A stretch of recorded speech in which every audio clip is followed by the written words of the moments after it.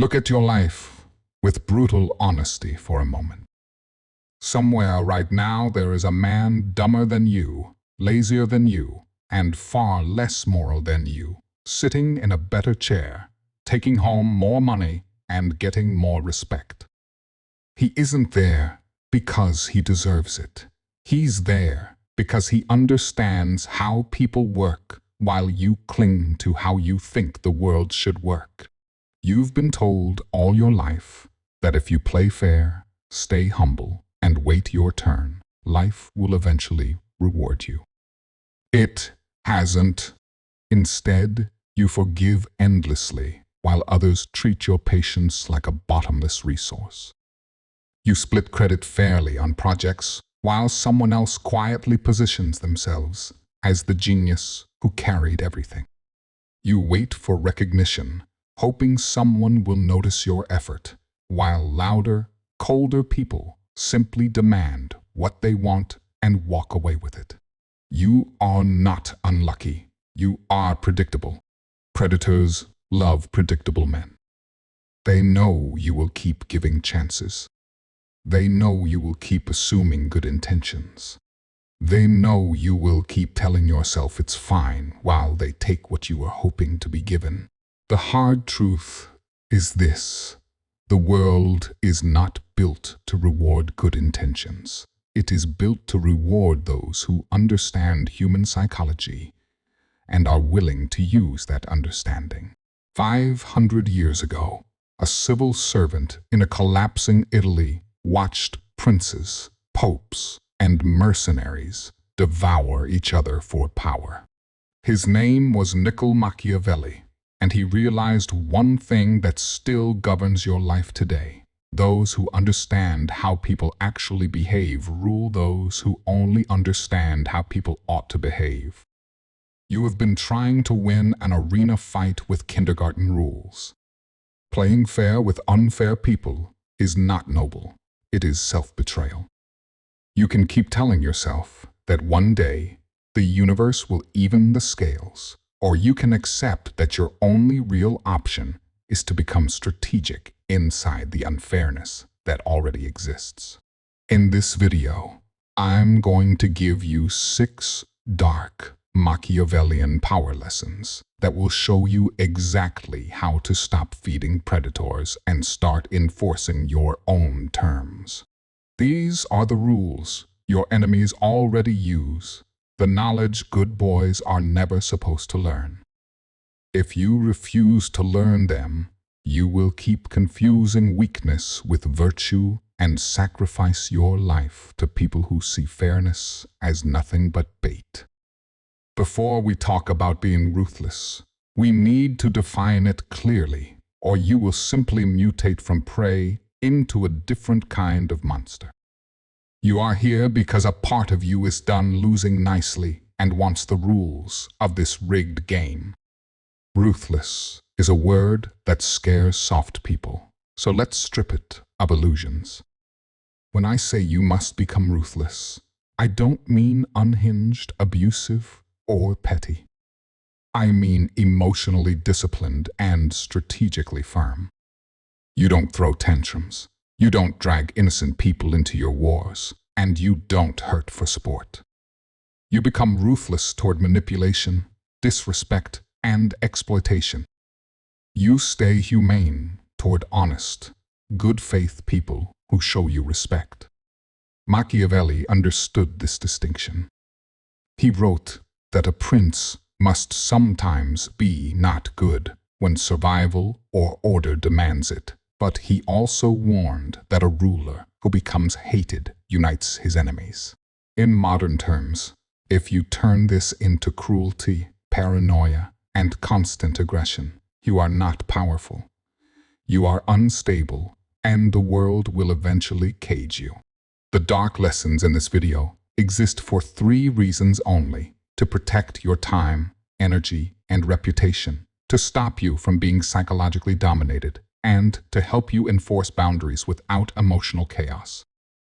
You are here to become dangerous to systems and people who live off controlling others, not to random strangers, family, or partners who have done nothing but try to love you. Good men who refuse to learn how dark behavior really works become its favorite prey. Good men who learn it ethically stay decent without being devoured. To stop playing fair blindly, you first need to see the actual game you are standing in and where fairness belongs between weakness and cold strategy. Forever, you've been told your whole life that being fair is always the high ground, but you've never been shown the map of where fairness actually sits in the power game. Picture a spectrum with 3 points. On one end is naive fairness. You treat everyone equally, no matter how they behave. You give equal chances to loyal allies and proven snakes. You split effort 50-50, even when the other side brings 10%. In the middle is strategic fairness. You stay fair with the fair, but guarded with the unfair. You reward those who show consistency and reciprocity, and you stop pretending manipulators deserve clean slates. On the far end is ruthlessness. You are willing to drop fairness entirely when you're dealing with predators or situations where your survival, livelihood, or dignity are on the line. Naive fairness assumes other people share your morals. Strategic fairness watches patterns instead of promises. Ruthlessness accepts that some people only understand power, not kindness. With them, fairness is a language they do not speak. Take the workplace. You fairly distribute credit on a project, naming everyone who helped. Your coworker hoards credit, constantly positioning himself as the mastermind. Naive, you keeps being fair and resents the outcome. Strategic, you stops feeding his image, documents your own contributions, and presents directly to the right people. Ruthless you, if he keeps stealing, cuts him out of future moves entirely and treats him as competition, not teammate. Or in relationships, you always hear them out, give emotional space, explain your side. They weaponize your empathy to dodge accountability. Naive fairness keeps listening forever. Strategic fairness says, I've heard this pattern before, now behavior decides. Ruthlessness walks away when the pattern repeats, no dramatic trial. Machiavelli wrote that men are ungrateful, fickle, liars by nature, and that a wise man prepares for betrayal, not for perfect fairness. That doesn't mean you abandon fairness with everyone. It means you calibrate it. You learn when to be fair, when to be transactional, and when to be ruthlessly one-sided. If you choose to live only at the naive end of this spectrum, you volunteer as the training dummy for more strategic people. Real power comes from moving along this line at will, not being frozen at one point. The first dark lesson is exactly about this calibration, deciding who deserves your fairness and who has earned nothing but your cold side. Your biggest mistake hasn't been kindness. It's blind, undiscriminating kindness. You forgive everyone the same way, no matter how many times they've shown you who they are. You hand out endless second chances like candy. You split effort, time, and respect 50-50 with people who barely bring 10% to the table. That is not noble. It is sloppy. Fairness calibration is the art of deciding exactly who deserves your mercy and who deserves your coldest calculation. Start seeing people in 3 groups. Group 1, allies. These are the rare ones whose actions consistently match their words. They show you respect when you're not in the room, reciprocate effort, admit mistakes without spinning, and protect you when it costs them something. With them, you can be fair and even generous, because they don't weaponize your generosity. Group 2, neutral or transactional. These people are not malicious. but they are driven mainly by their own interests. They're polite, inconsistent, sometimes there, sometimes not. With them, you are fair, but measured. You don't overinvest, you match energy. Group 3, predators. Manipulative, exploitative, chronically disrespectful. They apologize beautifully and repeat the behavior exactly. They test boundaries, push past your no, and guilt you for your limits. With them, fairness must be turned off and strategy turned fully on. Imagine a friend who repeatedly disrespects your boundaries, talks over you, makes cutting jokes, exposes private information, then every time, with teary eyes or smooth words, says, "I'm sorry, you know I'd never hurt you on purpose." Naive, you keeps them in the ally category because of history, shared memories, or sympathy for their sob stories. That single misclassification quietly destroys you. They keep feeding on emotional credit you should have already closed. Machiavelli understood that men judge by interest, not by sentiment. Trust must be placed where it is earned, not merely where it is requested. You are allowed to be as unfair to predators as they have been to you.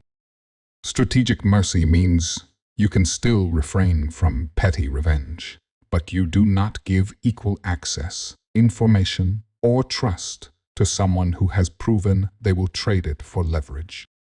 If you refuse to calibrate, you will spend your best years pouring loyalty, empathy, and fairness into black holes, while those who could be real allies starve for your attention. Meanwhile, predators already run this exact calibration on you. They decided long ago you were safe to exploit. Once you've decided who deserves mercy and who deserves only distance, the next step is to control the part of you those predators love the most, your untamed emotional reactions. The quickest way manipulators test whether your prey or problem is simple.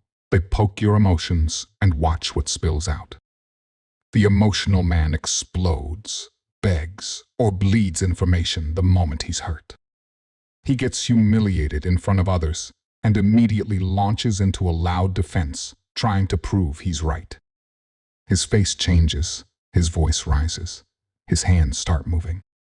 Or, in a relationship, his partner threatens to leave, to go cold, to pull away attention, and he starts pleading, over-explaining, promising to change things that were never the real issue. All of that reaction is free information and free entertainment. The ruthless man is not emotionless. He feels everything. He gets publicly undercut, hears the sarcasm, feels the surge of anger, and his first move is not to defend himself, but to go still. He looks at the person once, lets silence choke the air, and either gives a short surgical correction or none at all. When a partner weaponizes affection, if you loved me, Yuri doesn't fight for connection at any price. He registers the manipulation and calmly decides what pattern this reveals and what access will change from now on. Emotional ruthlessness starts with one decision. Your feelings are data, not commands. Anger is a signal that a boundary has been crossed. It is not permission to throw away your frame. Hurt tells you where you are open. It does not decide what they get to see. Machiavelli advised that injuries should be dealt with swiftly and decisively, because repeated reactive strikes only create chaos and lingering hatred. Translated for you, stop trading 100 small outbursts for one cold, final move. Train simple cues. Give yourself a 3 to 10 second pause before you speak whenever you feel your chest tighten or your pulse jump. In that gap, change the question in your head from "How do I prove I'm right?" to "What response strengthens my position?" Sometimes the answer will be a calm confrontation. Sometimes it will be distance. Sometimes it will be a cruel level of indifference. Emotional ruthlessness does not mean you don't care. It means nobody can force you to show your cards on their timing. As long as other people can predictably provoke you, they will never take you seriously as a power. Leashed emotions make ruthlessness precise, not chaotic for you. The reason people feel so comfortable disrespecting you is simple. You keep giving them proof that nothing bad really happens when they do. You warn, you talk, you explain, you vent. You say this is the last time for the 5th, 6th, 10th time, and then you reset the relationship like nothing happened. That is how you train people to hear your voice as background noise. In their mind, you become the man who barks but never bites. Half measures destroy respect. Machiavelli wrote that if an injury must be done, it should be done so severely that revenge need not be feared. Psychologically, this means your responses should be rare, memorable, and final, not constant, nagging, and reversible. You don't escalate over every minor irritation. You let small things slide while you watch for patterns. But once a pattern of disrespect is confirmed, you stop playing therapist and start acting like a judge. Imagine a friend or colleague who chronically talks over you, mocks you publicly, or dismisses your ideas. The weak pattern is another private conversation, another plea for them to understand how it makes you feel. They nod, apologize, then do it again when it suits them because your reaction is just another scene. The asymmetric move looks different. You quietly cut them out of decisions, projects, and events that matter. Invitations stop coming. Access to your knowledge, network, or presence shrinks to almost nothing. You are polite but distant, and there is no big fight they can argue you out of. There is just a new reality where they no longer sit close to your power. Or take the person who uses you for money, connections, rides, emotional labor. The weak pattern is last chance speeches. The ruthless pattern's decisive cessation. You stop lending, stop rescuing, stop answering every urgent call. Not with a tantrum, but with a calm, permanent shift. They experience the cost of their behavior, not the drama of your hurt. Most people in this world are psychologically safe to disrespect because they only make reversible moves. Asymmetric punishment makes people file your name under do not test twice. Once others learn that crossing you even a few times leads to a quiet, irreversible downgrade in their access, they start policing themselves long before you ever have to again in your life. That memory lingers in their mind every time they consider testing you. Power is not just what you do. It's what people think you're capable of doing again. Human beings don't have the time or energy to investigate your soul. They judge you in seconds off signals, the way you stand, how you enter a room, whether your voice trembles or lands, who you sit beside, what kind of disrespect you quietly allow.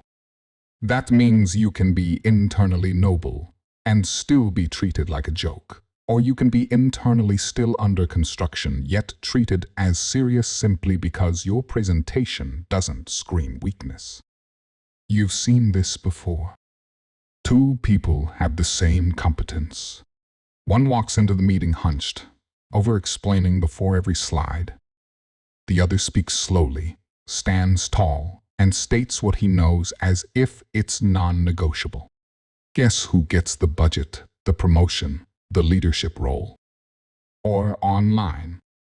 One person executes great work in silence, hoping quality speaks for itself. Another person shows the behind the scenes, the outcomes, the results in a controlled way. Same results, different perception, only one of them gets opportunities from strangers. Machiavelli understood this perfectly. Everyone sees what you appear to be. Few know what you really are. To pretend that appearance doesn't matter is spiritual laziness. Perception engineering does not mean inventing a fake character. It means presenting your real strengths intentionally, instead of randomly. Start with basics. Square your shoulders, raise your chin a fraction, and let your eyes settle instead of darting around. Slow your speech down. Use more pauses. Confident people are not in a hurry to spit everything out. Share your wins without turning them into needy boasting, and starve your public self-pity. Vent in private, not in comment sections or group chats where predators are collecting intelligence. Place yourself around higher value people and environments even if you feel like the least accomplished person there. Status rubs off. You are not lying by doing this. You are refusing to let the world mislabel you as weak, needy, or irrelevant because you refused to send clear signals. If you ignore perception, other people will write your story for you. When you shape it, your image becomes an extra weapon backing every move you make. But image alone is not enough. True ruthlessness means you also build systems beneath the surface, so your standards are enforced even when your mood fluctuates, regardless of how tired or emotional you feel. Once you've engineered how people see you, the real test is whether your standards survive when you're tired, emotional, or under pressure. That's where most people collapse, because they enforce boundaries with feelings, not with systems. Emotional enforcement looks like constant talking, begging, guilt, and volatile reactions. You have the same argument 10 times. You cry, you shout, you threaten, then calm down and reset everything to normal. Nothing changes except your exhaustion. Systemic enforcement is different. You build clear internal rules where behavior automatically changes access. No debate. You don't need to announce these rules to everyone. You just need to live by them relentlessly. For example, you notice a friend is always late or cancels last minute. Emotional enforcement is another long message about respect. Systemic enforcement is this quiet program. People who are late or flaky more than twice do not get invited to things I plan. No lecture, no guilt trip, just removal from the list. In a relationship, your partner repeatedly disrespects you, sarcasm, contempt, public jabs. Emotional enforcement is crying, pleading, performing your hurt. Systemic enforcement is changing your affection, time, and availability based on patterns, not promises. If respect is absent, intimacy and access are reduced. Not as a petty punishment, but as a natural adjustment. My resources go where they're honored. Machiavelli advised that a wise ruler should rely on what lies in his own control, not on the moods of others. Your systems are what you control. Start defining 2 or 3 personal laws, like 2 strikes and distance. I only help those who reciprocate without being asked. No chasing if you pull away. I match or reduce. When something happens that fits a rule, the outcome is pre-decided. You don't ask, how do I feel today? You ask, what does my system say? This depersonalizes conflict. People can argue with your emotions, manipulate them, overpower them. They cannot argue as easily with a consistent pattern they keep running into. Every time they disrespect you, they lose something. Without systems, you will spend your life dramatically enforcing boundaries you never truly enforce. With systems, your ruthlessness becomes cold and quiet, working for you even when you are tired, sad, or tempted to slide back into old habits. And when your systems, perception, and actions are all aligned, The final question is how much of this power you can project without even opening your mouth. The loudest man in the room is almost never the most dangerous. He is the one trying the hardest to convince you he is. You've seen him before, constantly talking about how alpha he is, how ruthless, how nobody messes with him. Real predators don't advertise, they observe. Silent gravitas is when your presence alone makes people measure their words without you ever explaining why. Picture a meeting.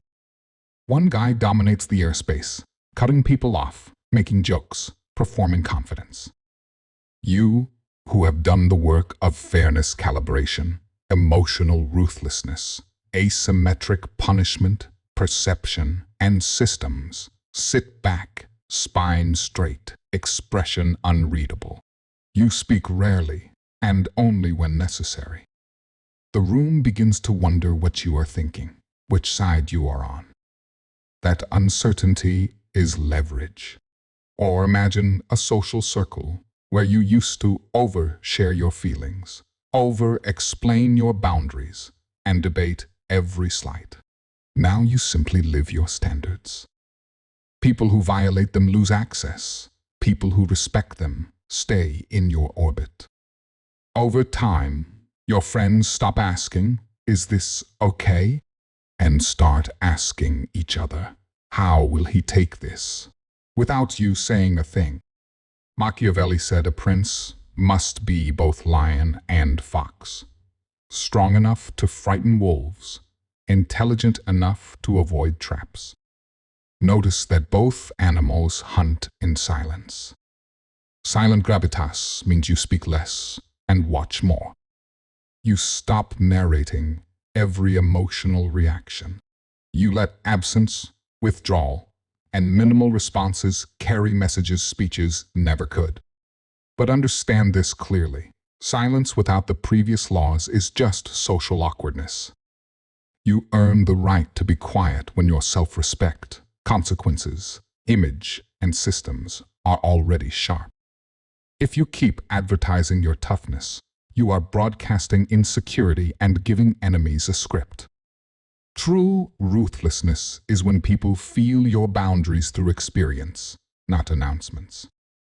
Live this way long enough, and you are no longer a bitter nice guy trying to cosplay as hard. You become a different species in the social ecosystem, the one other people quietly factor into every move they make, even when you're silent. If you followed this far, you're no longer auditioning to be the nicest man in the room. You're building something else entirely. Picture the archetype you are stepping into. You are not the loudest voice, but you are the hardest to move. You are fair to the fair and merciless with the abusive. You have a steady inner core where emotions are fully felt, but never allowed to grab the steering wheel. The old you believed that fairness automatically produced good outcomes, that purity alone would eventually be rewarded. When it wasn't, you resented the world and still stayed powerless. The new you accepts reality without flinching. You understand that humans are self-interested, that institutions are rigged toward those who think strategically, and you decide to operate with cold clarity while still holding an inner code you will not sell for any price. Some people will now call you cold, distant, or intimidating. What they really mean is they can no longer press your buttons and milk you for free effort, validation, or forgiveness. The strong, self-respecting, and disciplined will be drawn toward you because they recognize someone playing the same game they are. Machiavelli would recognize you as a modern ruler of one. A man who grasps that morality without power is martyrdom, and power without morality is self-destruction. You walk the razor edge between them. If you don't consciously own this identity, you will slide back into unfairness rage, shouting that life is rigged while you keep handing your power away. Once you accept it, Continuing to live as a naive, perpetually fair player becomes a conscious choice to lose. Identity is forged by repetition, not insight, so now you need to practice these darkest lessons on a small, controlled scale this week. Insight without action is just another polished form of weakness, so now you test yourself. Pick the 2 dark lessons that hit you hardest, maybe emotional ruthlessness and systemic consequences, or fairness calibration and asymmetric punishment.